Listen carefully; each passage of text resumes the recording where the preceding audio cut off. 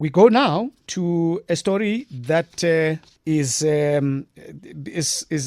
actually of worry to the citizens, the affected citizens, something that some of you have asked us to follow up on, and we haven't made much of progress, to be honest. Palm Ridge substation fire. Thousands of households and businesses in Palm Ridge and Cosmos City are in the dark as the city of Ekurhuleni is struggling to deal with the aftermath of the fire. It was engulfed by flames on Thursday last week.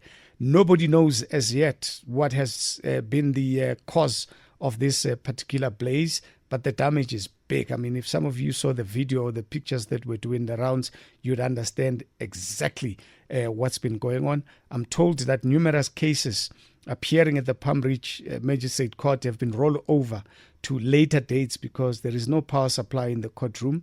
Affected households are now relying on braziers to cook and keep themselves warm during this winter season, among others. Bafana Nzimande embarked on a quest to find out exactly what the residents have been going through and how business have been struggling to cope with the situation. And he joins us on the line. Uputo Tanida Nzimande.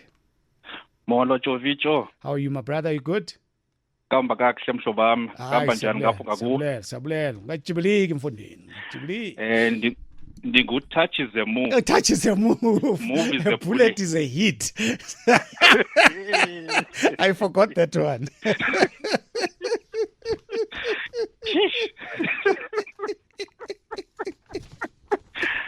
Hey, Jovicho. Cute. I don't know. Touch is a move. Bullet is a hit.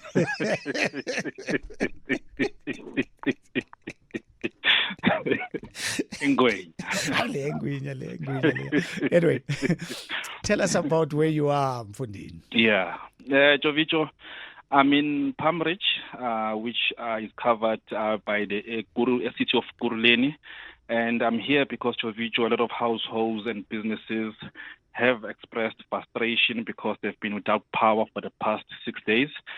And the reason why they don't have power because their substation was engulfed by flames on Thursday, and their technicians have been deployed to go and assess and try to restore power in that substation, but they've been struggling, Jovicho. And even today, the MMC of Energy from the city of Ekurhuleni, Buti Mzaifani Ngwenya, went to the ground to assess the situation, and what he got from the technicians, it seems they have an idea on what might have sparked that fire at the substation. They are saying it is an element of a third-party interference.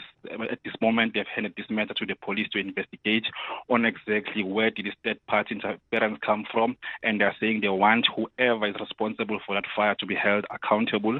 And they are saying at this moment, technicians are working around the clock to restore power in the affected households and businesses.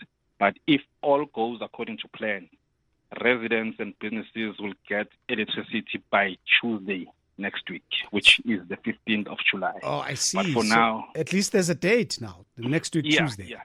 But underline that if all goes according to plan, because even the MMC of Energy can emphasize on that, says if everything goes according to plan, the technicians are able to put their ducks in a row and everything goes according to plan, they'll get that power by next week, Tuesday. But for now, a lot of households are in the dark and it's cold, Jovicho. So people, it's cold. boil.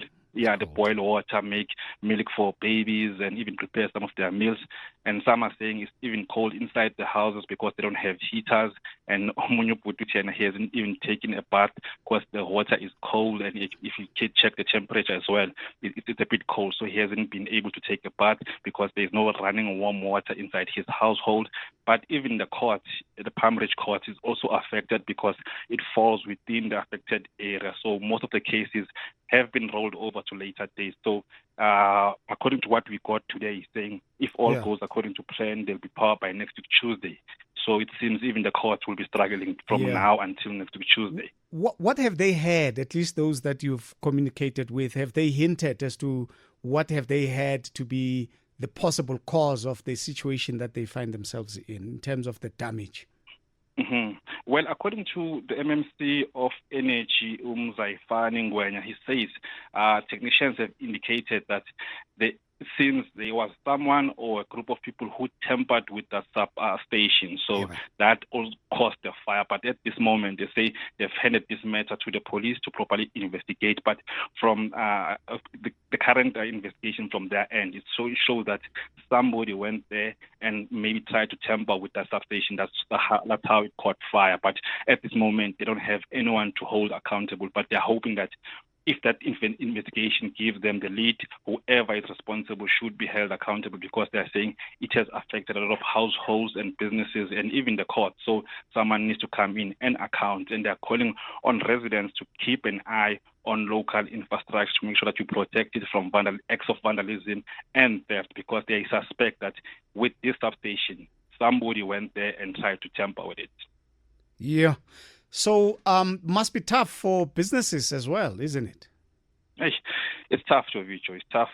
Abu Mama Bating Zamagwenya can't operate their businesses because most of them can't afford to buy generators. They don't have generators. And even those who have generators, they're saying they are spending more on petrol and diesel. And this was not something that was announced well in advance so that they can budget. So it's something that happened on a Thursday, and they're hoping that it will be speedily resolved. But as things stand, we are sitting on day 6. Tomorrow to be day 7, and until next week, Tuesday, that's when the city might be able to rectify this problem. But for now, all fingers are crossed to say technicians must work according to their plan and restore power in the affected areas. But businesses can't afford a generator, who can make other means of sourcing electricity. They're forced to close, and they can't make an income at this point. But those who have generators are relying on generators to make sure that they keep their businesses open. Let's leave it at that. Bafana Nzimande, touch is a move. Move is a bullet. Move is a bullet. Sounds like a political slogan. Bafana Nzimande there, Uputa Tandindaba. He embarked on a small journey to get a sense of what the people who are affected by the households and businesses, in fact, in Palm Ridge and Cosmos City, how are they coping with the situation? Quite difficult indeed.